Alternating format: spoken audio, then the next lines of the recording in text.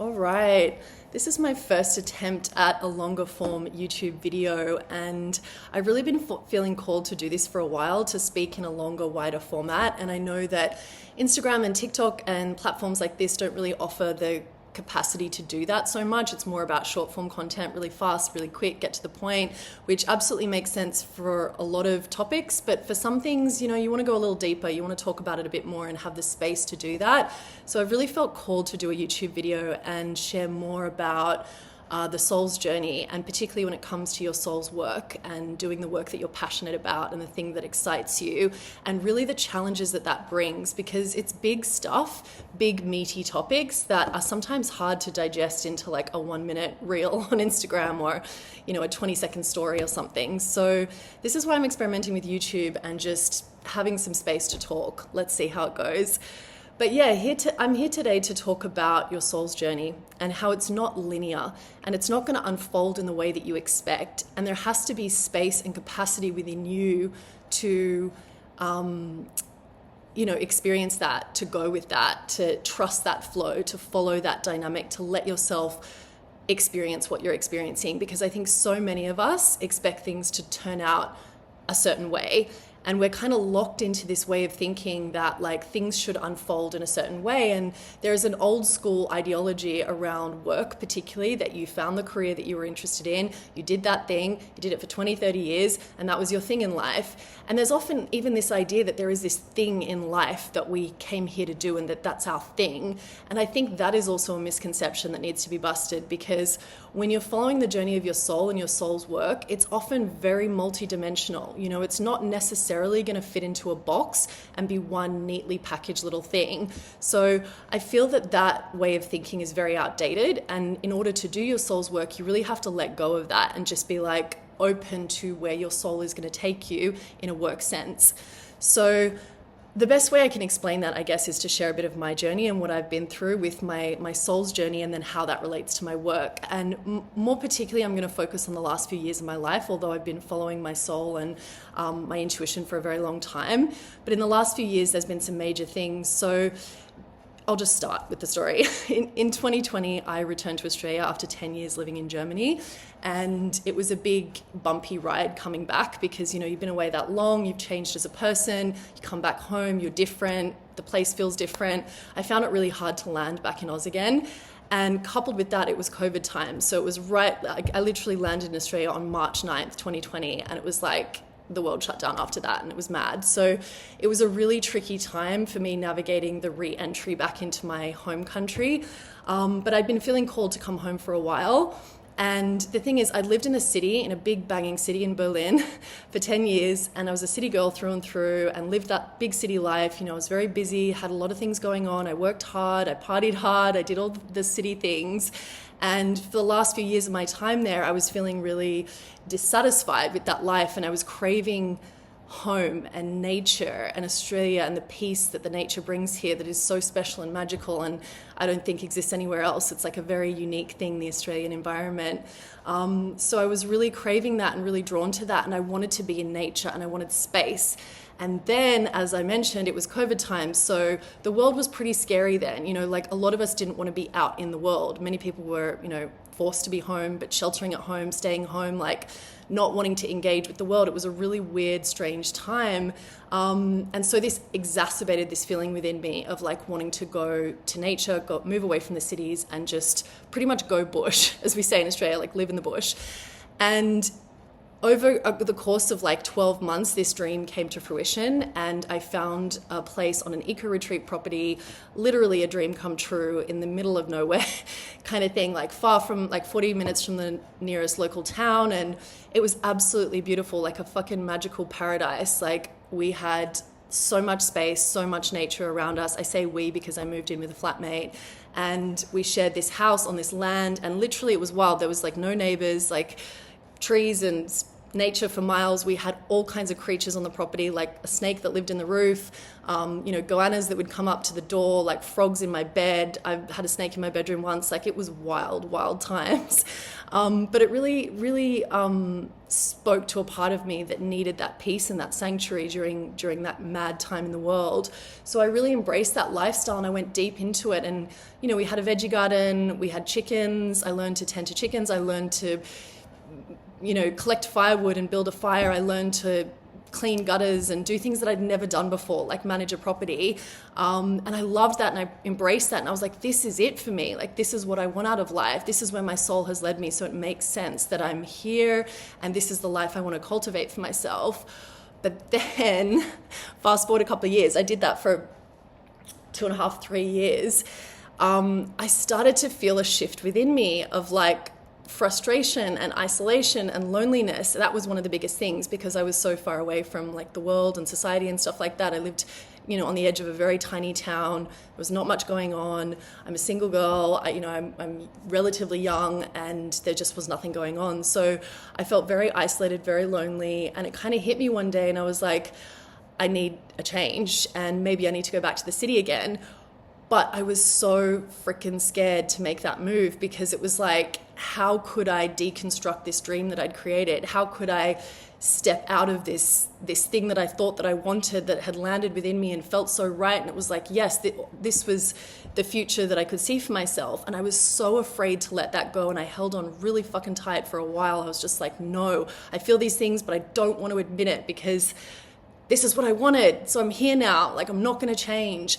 And it took a while, but eventually those feelings started to dissolve as I realized that my soul was calling me to a new place. And I had to trust that fully, lean into it, trust it without fully knowing why or what the implications were, just knowing that it was right because I was feeling it inside. My intuition was speaking to me every night in my dreams, in the thoughts that I had in my mind, like it was continually speaking to me. And so fast forward, eventually I made the move. I packed up my whole life on the property there, sold all my furniture, shut that life down, and I moved to Melbourne. And I've been here for on and off for the last couple of months as I acclimatize and settle and kind of work out where I am. And yeah, that is an example of the soul's journey not being linear because I'm here now. It feels really fucking good. I'm not entirely sure why I was called here, but I know that it was for a reason and it feels right. It feels really, really right to be here now. And again, it may not be forever and that's okay. It's where I need to be right now and I'm trusting my intuition to guide me through that. So that's an example of the soul's journey not being linear. Like, it's showing you where you need to go at certain times in your life or what you need to do. And it's going to be different. It's going to look different at different stages. So it's not going to look perfect. It's not going to be like a neat timeline, like everything unfolds exactly as you plan it to. It might take you all over the place if that's your path, right? Which it was for me. And my work is reflective of that as well, because during that period that I was living on the property, I'd started a business called Human First that was all about helping companies to become more human in the way they operate. Because I have a background in corporate, I worked in marketing for 15 years, I've worked in a lot of organizations, had a lot of 9-to-5 jobs. I really saw a lot of toxic office culture and politics and shit, and I really believed that there was a better way to do business. So I was very passionate about that, and I started that business, and I was hustling and speaking to companies and building this thing up, and it felt like it was a good fit for my skills and my experience. It was like logical, made sense on paper, but something didn't feel right inside, and every time I would go out there and send an email and try and promote it or whatever, it just I was pushing against the grain. That's what it felt like. I was just pushing against the grain the whole time. And it wasn't, again, I'll fast forward a little bit, but it wasn't until the concept for Changemaker came in, which is my current business, that things really landed in me and it felt like I was following the call of my soul. Instead of doing something that was logical on paper and made sense for my skills and experience, I was leaning into an idea that felt so right with who I was deeply and what my soul came here to do. And that's the work that I do today as a soul business mentor. My background in branding and marketing and business, I use that with my soulful side, my intuitive sense, to help soul entrepreneurs build their business and their brand as well. And this work feels like my soul's work. Like, it is. It's 100%, because there's been no doubt in my mind since the concept landed for me that this is what I came here to do. And it feels so good when I share about it and when I show up about it. But the other interesting thing is it also hasn't been linear. So when I first launched it 18 months ago or 2 years ago almost, I started with this idea of kind of brand and business mentorship for entrepreneurs, but it's really taken the last 18 months to 2 years for me to crystallize the idea and come into gnosis and understanding that I'm here to serve people who are doing their soul's work. That took a while for me to get to that. And I now have processes and techniques for my clients that help them, quantum jump that, so they don't have to take so much time to figure that out for themselves, what their message is, what their story is. But it did take me a while. And I guess the point with me sharing that is really that, again, sorry, the light keeps going off here.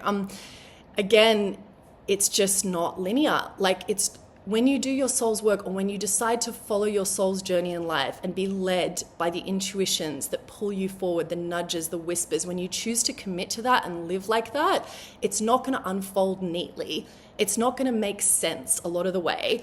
And there has to be a degree of trust and acceptance that your journey is going to be messy, and it's going to be up and down and left and right. It's going to look weird to some people. And at some point you're going to be like, this doesn't make sense, but like, I feel it. I feel it inside that this is right for me. So I'm going to trust that. I'm going to go all in on that and back myself every step of the way, because I trust my soul and I trust the higher guidance system that is speaking through me.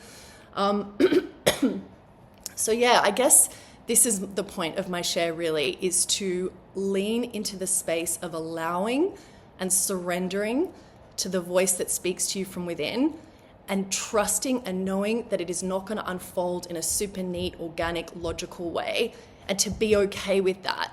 Be okay with making mistakes, making changes, jumping around, moving from the bush to the city, to changing your business from one thing to another. Like, be okay with being a bit fucking messy as you figure it out.